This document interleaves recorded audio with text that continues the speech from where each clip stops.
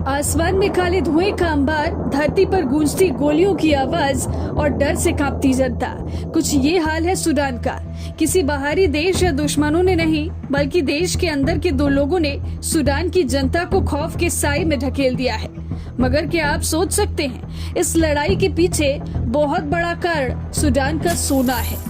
जो सोने को समृद्धि माना जाता है, वही सोना आज सूडान के लिए मुश्किल बन गया है। सूडान उत्तर पूर्वी अफ्रीका का सबसे बड़े सोने के भंडार वाला देश है। यही सोना अभी सूडान में अभिशाप बन गया है। सूडान गृह युद्ध के उस चरम पर पहुंच चुका है, जहां से दूसरे देश अपने नागरिकों को निकालने के लिए जल्दबाजी दिखा रहे हैं।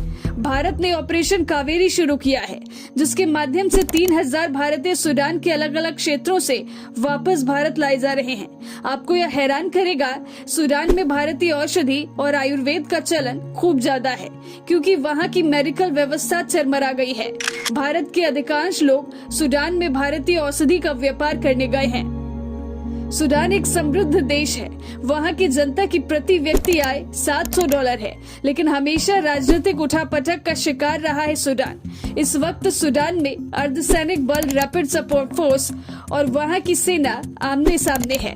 संघर्ष के केंद्र में दो जनरल सूडानी आर्म फोर्स के प्रमुख अब्देल फताह अल बुरहान और अर्धसैनिक बल रैपिड सपोर्ट फोर्स के लीडर मोहम्मद हमदान दगालो हैं, जिन्हें हेमेदती के नाम से भी जाना जाता है।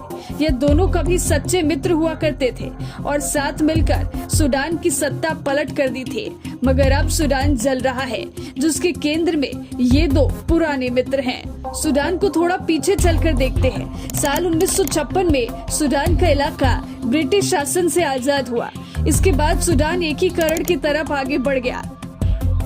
इसी समय सूडान ने तेल के भंडार के बारे में जाना और यह देश की कमाई का बड़ा जरिया बन गया। अब सूडान बेहतर स्थिति में आ चुका है, लेकिन देश के कुछ इलाके अलग देश और आजादी की मांग कर रहे थे। यही कारण है 1980 के दशक के मध्य सूडान के दक्षिणी हिस्से में आजादी के लिए संघर्ष तेज हो गई और तीखे संघर्षों के बाद आखिरकार 2011 में रिपब्लिक ऑफ साउथ सूडान बनने के साथ इस संघर्ष पर विराम लगा। अब दक्षिणी सूडान अलग हो चुका था। इस अलगाव से देश को वित्तीय झटका लगा। दक्षिणी सूडान के अलग होने से कच्चे तेल के निर्यात से होने वाली 2/3 आमदनी सूडान के हाथ से चली गई। अब देश कंगाली के दौर में आ चुका था, जिसका परिणाम हुआ विभिन्न कबीलाई समूहों, हथियारबंद गुटों और मिलिशिया के बीच तनाव बढ़ गया। इसी बीच साल 2012 में सोने के भंडार के बारे में सूडान ने जाना। प्यास से सूख रहे गले को पानी मिल गया हो, ये कुछ वैसा था। साउथ सूडान के अलग होने से जो कुछ छिना था, वह सोने के भंडार से वापस मिलने वाला था। लेकिन जल्द ही यह सोना सूडान की जनता के लिए अभिशाप बन गया। जैसे भारत में प्याज से भरा ट्रक सड़क पर उलट जाए तो जनता प्याज लूटने पहुंच जाती है, जो जितना पाता है ले जाता है। कुछ वैसा ही सूडान में शुरू हो गया।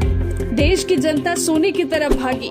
नतीजन कई लोग सोने के खानों में दबे तो कई जहरीली गैस की वजह से मर गए। इस अफरा तफरी के बीच आरएसएफ के नेता हेमेदती ने इन सोने के खदानों पर कब्जा करना शुरू किया।